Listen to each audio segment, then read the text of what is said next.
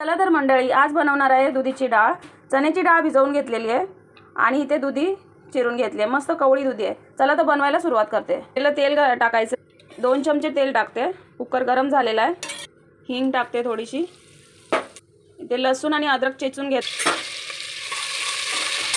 जिरा 1 चमच, राई 1 चमच। राई जिरा तडतडलेला आहे चांगला, तर बारीक चिरून एक कांदा घेतलेला आहे, तो परतून घ्यायचा। मोठ्या आकाराचा एक कांदा घेतलेला आहे।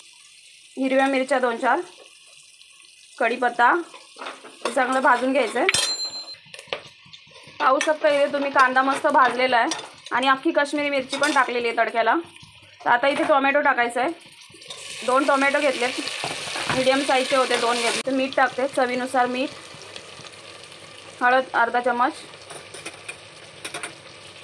धना पावडर पाव चमच, काश्मीरी लाल तिखट घालते 2 चमचे। तिखट तुम्हाला हवं तसं टाकू शकता। आणि थोडासा गरम मसाला टाकायचा आहे। मी दुधी टाकणार आहे, धुवून चिरून घेतलेली आहे। खूप छान लागते दुधीची डाळ। जे दुधीची भाजी खात नसेल तेही खाईल, एवढी छान लागते दुधीची डाळ। तर चण्याची डाळ टाकते इथे मी भिजवून घेते। ते मिक्स करून घ्यायचे। डाळ जास्तच टाकायची, अर्धा किलो दुधी होती तर त्याच्यासाठी मी अर्धा पाव डाळ टाकले, 1 वाटी भरून। पाहू शकता इथे चांगलं मिक्स करून घेतलेलं आहे। आता आपल्याला याच्यात टाकायचं आहे पाणी। तर पाणी जास्त नाही टाकायचं, कारण दुधी फ्रेश आहे तर दुधीला पण पाणी सुटणार आहे। तर शिजण्यासाठी पाणी घालायचं आहे याच्यामध्ये। याला आता काय नंतर तडका वगैरे घालायची गरज नाही आहे, एकदाच सगळं झालेलं आहे। आणि दुधीची भाजी खाण्यासाठी बघा शिट्ट्या मिक्स करून घ्यायचं आहे। बघा एवढं पाणी टाकलेलं आहे मी। आता आपल्याला कुकरला झाकण लावून घ्यायचं आहे आणि 4-5 शिट्ट्या करून घ्यायच्या। फास्ट गॅसवरच करायच्यात।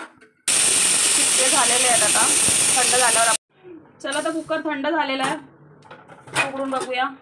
वा, मिक्स करून घेऊया। वाव, मस्त अशी आपली डाळ आणि दुधी तयार आहे। कोथिंबीर टाकायची आहे आणि पटकन सबस्क्राईब करायचं आहे।